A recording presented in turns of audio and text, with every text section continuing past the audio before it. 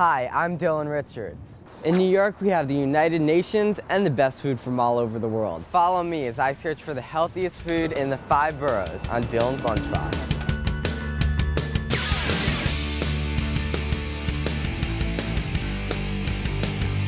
More crunch. Very soon. We're going to talk about those spices. Juices of the oranges can start to come out of it. Flagship cheese. Here's your burger. Slide the opposite leg. I'm Tanya Sokobot for Dylan's Lunchbox. And how you got into organic farming? About American cuisine. Who doesn't love Italian food? Chinese food is one of the oldest cuisines in the world. We're here to find out what's in your lunchbox.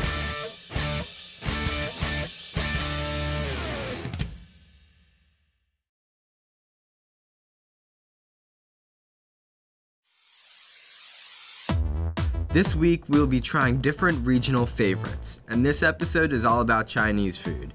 You can hardly walk a block in New York without spotting a neighborhood Chinese takeout joint. They're a classic part of New York food scene, and everybody's got a favorite takeout order. So we'll check out the history of Chinese cuisine in America, taste some new twists, and learn about some healthy options. Come on, let's dig in.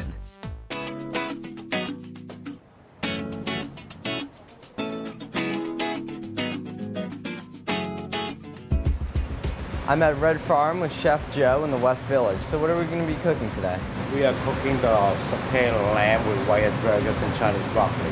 Great, let's get to it. All right, let's talk about the ingredients. Okay. All right, so we have a lamb shoulder meat, All right. which is a slice.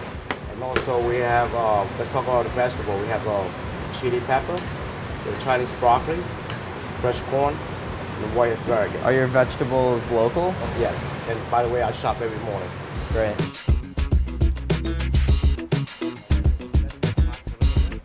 So after we're finished searing it, what do we do? And then we do saute.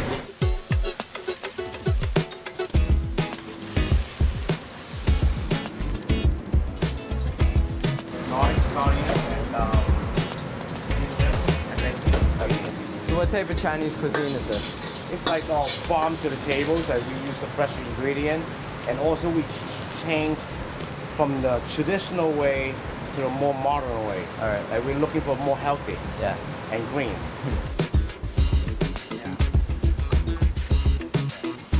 And so how long do we keep the lamb in the wok for? About like Yeah. 2-3 minutes.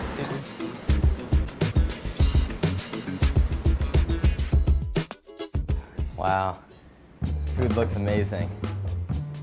So I have a few questions for you. Why is American Chinese food so different than traditional Chinese food? American Chinese food is kind of like greasy, very greasy. It's a lot of sauce, sweet, Right. a lot of starch. So what makes Red Farm healthier than other Chinese restaurants? We use very fresh vegetable ingredient, and also the style that we're cooking is kind of light. It's not that heavy. Right. I think for the Chinese or even Asian, the cuisine right now they go to light flavor. They're not gonna do like very strong flavor and not that heavy. Right. That's what we're looking for. So what type of dumplings are these?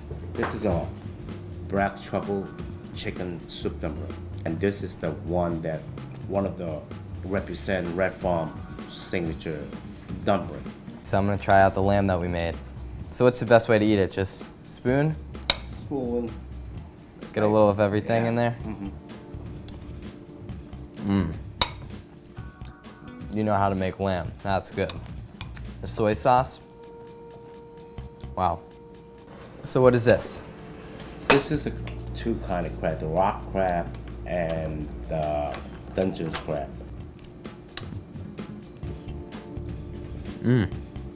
Very good. Colors are good. Okay. And last but not least, the dumplings. So, how do I go about eating these? Use a chopstick, hold the top, pick up the dumpling, put it on the spoon. I mean, if you really go with the sauce, bite a little hole. Okay. Suck the broth inside, and then if you like the skin, you can have, yeah. That's interesting. Personally, I love truffles, so this is a great dish. This is a dish that I definitely recommend. Excellent meal. Thank you. Thanks a lot, Chef Joe. Thank you. If you're looking for a healthy, delicious Chinese meal, I definitely recommend you checking out Red Farm.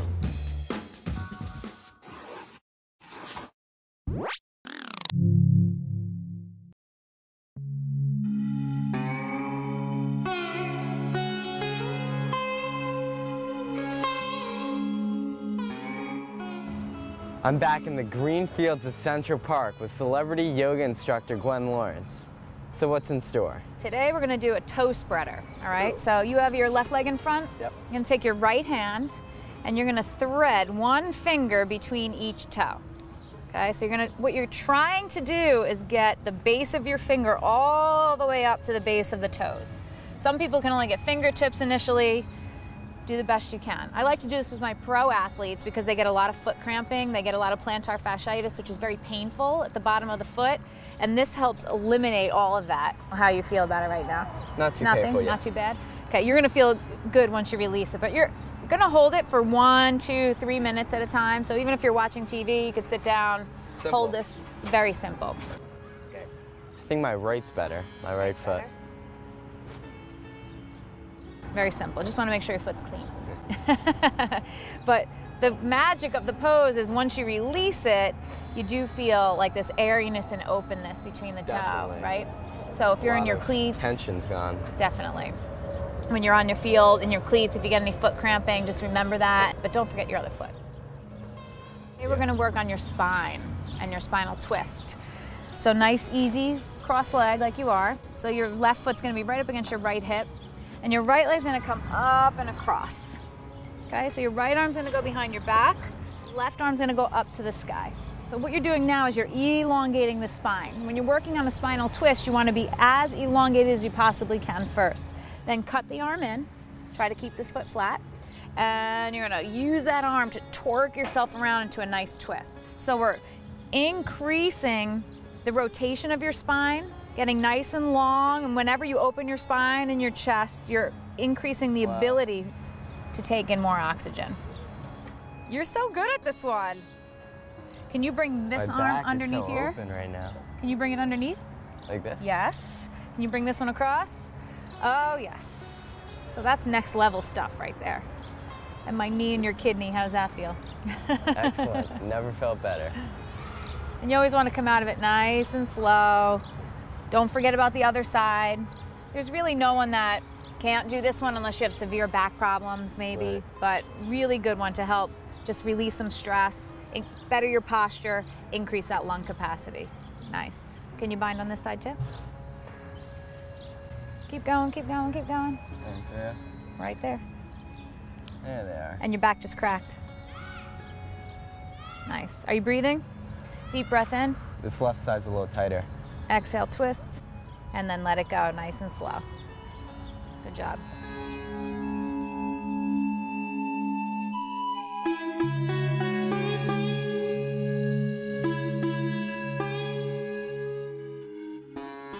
Did you know that ice cream predates freezers? This dessert staple is old, like more than 2,000 years old.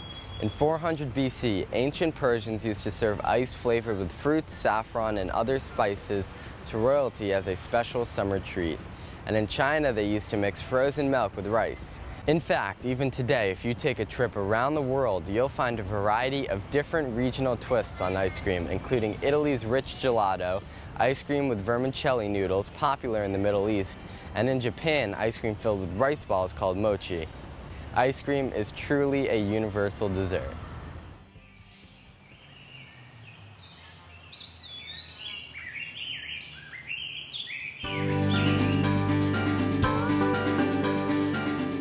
Welcome to Brooklyn Rescue Mission. We are a program that empowers the community, has helped to revitalize the community, and we use food to do that. You're here at the Stuy Farm.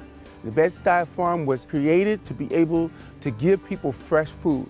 So we have fruit and vegetables and herbs and flowers, as well as livestock.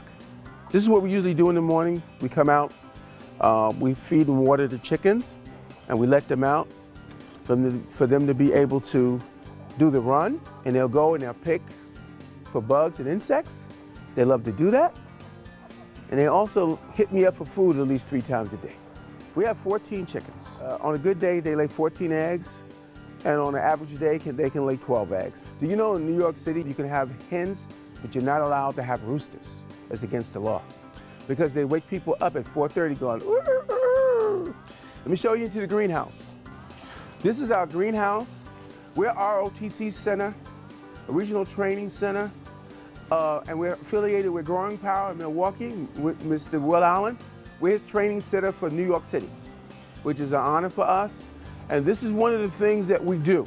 It's called, in the Growing Power system, intensive growing, which is built, all these pots are filled with worm castings and fresh compost and organic soil that was created through our compost bins. And that gives our food that we're growing and our flowers a longer life. It allows them to be healthier, and it allows the flavor of the food to be better. So we're growing in pots. We have tomatoes, we have eggplants, we have peppers, 4 types of peppers, and we have flowers. Inside of our hydroponics, which is the growing system inside of fluids and water that are organic as well, we have collards, we have peppers, and we have tomatoes inside our growing beds. The thing about a lot of this, our young people planted a lot of these from seeds. So we used to also buy a lot of seedlings. And this year, we took a different approach to see how we could grow from seed. So that's why we have plants everywhere, just in random pots, because we were just seeding pots to see whether or not we could be successful. And I think all of these were grown, everything was grown from seed, no seedlings this year. And for us, this is amazing. Having a garden like this or a farm like this, we've expanded our knowledge of food because we learned that we had plants that were mint, that we didn't know what they were. We learned about all types of flowers and leaves that you wouldn't normally eat. And here's our pride and joy, our fig tree, which is full of figs, as you can see. Enough for us and the birds and the squirrels, but don't tell them that. As part of our relationship and learning how to grow fish, we've set up our aquaponics system where we're able to have fish grow, and they're in this aquaponics system year-round. Right now, we only have koi, so it's small. This winter, we'll probably set up more corners, and we'll have more food growing that we'll be able to give to people and be able to serve people with in the greenhouse as well as the hoop house. When we entered into the emergency food provider networks, we found that most of the food that we received for the community was canned. And actually, my husband, Reverend Robert, he came from Alabama, and he looked out here at this large space and said, we could grow food. But it also was a way of getting young people adapted, like I was as a kid, and learning about how food is grown and also where it comes from. The young people who grow here get a tremendous experience. They learn responsibility, they learn about nutrition, they learn they can grow. It's a spiritual place for me because I think it's giving young people a chance to get an understanding or reckoning that they didn't have. Anytime you can gather people around something positive, it produces spirituality that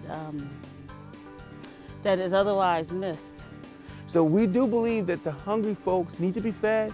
We also need, as part of the Brooklyn Rescue Mission system, for those same people that are hungry to be able to get development skills and be able to get employment skills to be able to be re-employed.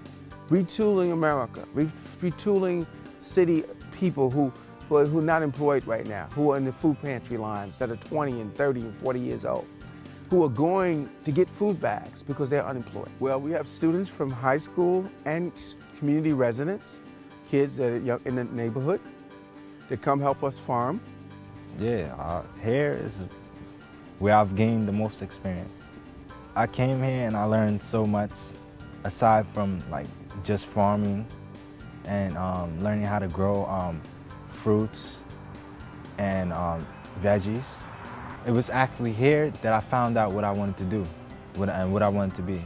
So me staying in school this extra year and a half, I think it was a good thing for me. And what I would like to be is an EMT. Why I want to be an EMT is because I like to help people. We've had gatherings of seniors. We've had gatherings of young people around positive conversation, you know, and intergenerational, and food taste.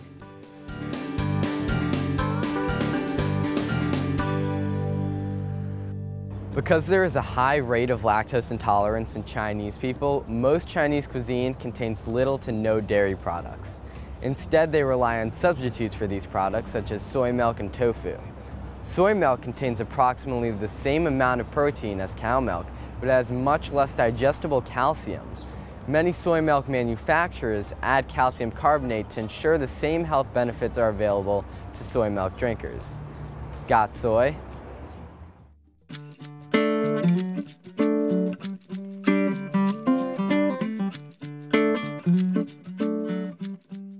Hi, I'm Stephanie Sachs, culinary nutritionist. I'm a chef, I have a master's in nutrition, and I'm a certified nutrition specialist. And today we're here to talk about herbs and spices and their healing properties and how we can incorporate them into our diet. Today, specifically, we are talking about dill. I love dill because you can pretty much put it in anything. What we're gonna make today is a cucumber dill salad with some red onion. Dill is specifically known for its ability to aid in digestion and also as an appetite stimulant. If you can throw a little in here and there, that's great. So very easily, we're gonna take some cucumbers here. I'm gonna cut the ends off, like so. And you can peel the cucumbers or you can leave the skin on. Depending on what type of cucumber I'm using, I make that decision then. If cucumbers are waxed, I peel them. So I tend to like the seedless cucumbers because I'm not crazy about the seeds in the cucumbers. So here we go. This salad is also very cooling as both cucumbers and dill are cooling. So put our cucumbers in.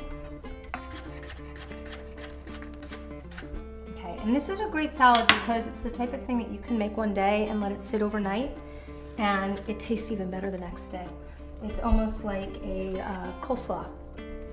So what we're doing here is taking our red onion, and when I cut a red onion, I cut the ends off, like so, and then I run my knife down, and I just peel out the outer layer. Very simple, fast, very little waste. So we're gonna take a bit of onion. Red onions can be very, very pungent, so depending on what onion it is, you really don't know, you have to taste it to see and navigate how much you're gonna put in a dish. So we'll just use a little bit, okay, just like so. And we'll put it in here and just toss it around with our hands. And all we're gonna do is take some red wine vinegar. You can also use brown rice vinegar, you can use lemon.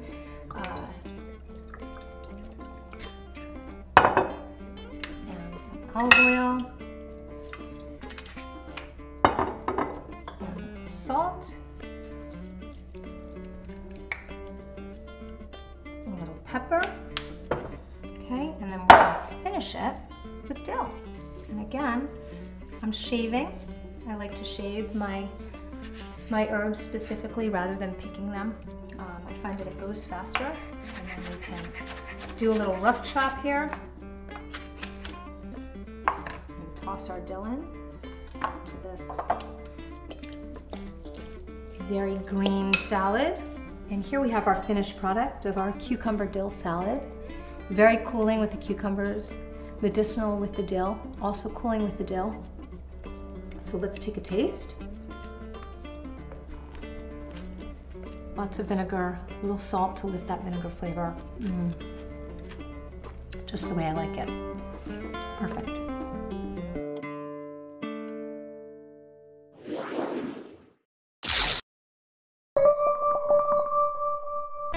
In China, it's very common to accompany a meal with some green tea. This is due in part to green tea's ability to aid in digestion. It also has powerful antioxidants called catechins that can help fight cancer and heart disease. Other healthy effects of green tea include lowering cholesterol, burning fat, preventing diabetes and stroke, and staving off dementia. So make sure you give yourself a tea time so you too can enjoy all of these healthy benefits.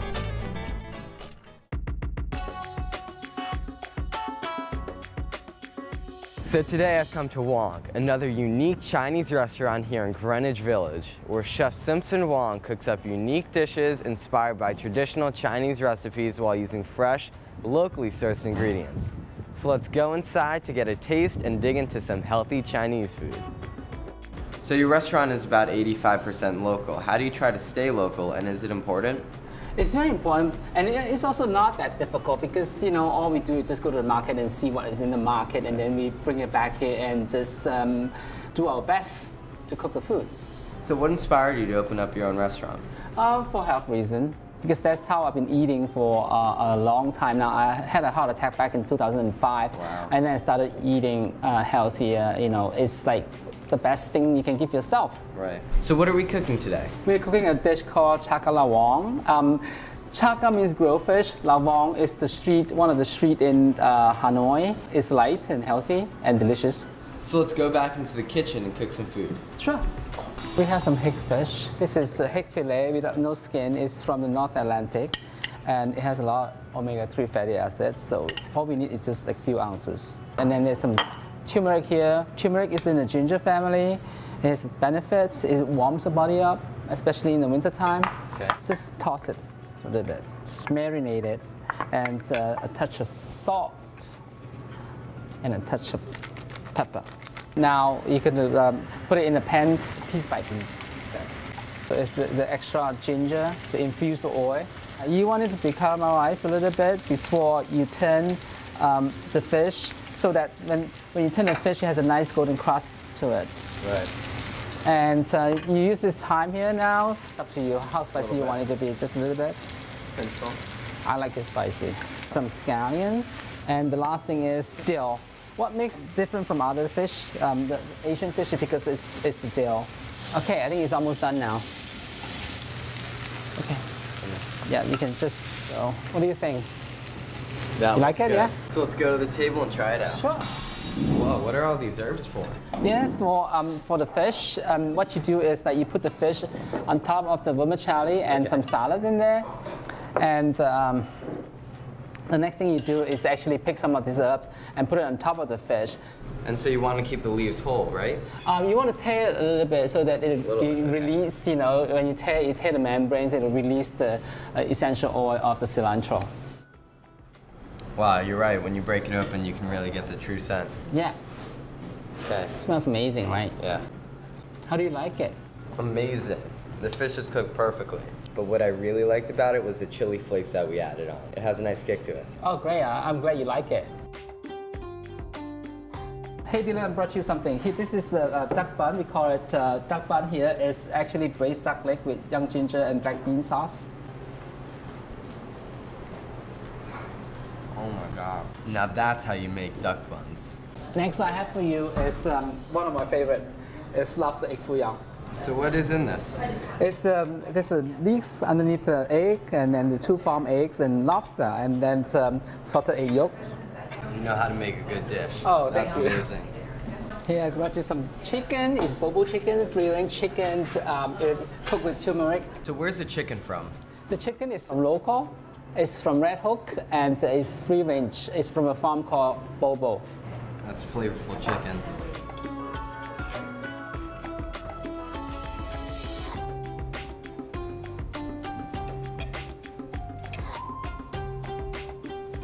After all that healthy eating, if you want to indulge into a great dessert, I definitely recommend the chocolate snowball. Hey Dylan, how did you enjoy your meal at Wong? The food was excellent. Thanks a lot for having me. Oh, it's our pleasure. I'll definitely be back. I look forward to that. If you're looking for a true experience in Chinese cuisine, be sure to give Wong a try. With a unique mix of traditional influence, fusion, and local ingredients, Chef Simpson Wong is cooking up some of the best Chinese food in New York. Zaijian. There are so many delicious, healthy options when it comes to Chinese food. We tasted some excellent dishes at Wong, looked at the new restaurant in Red Farm, and learned about the healthy roots of Chinese cuisine. Check out these links for more information, details about the places in this episode, and great recipes. And don't forget, join us again on the next episode of Dylan's Lunchbox.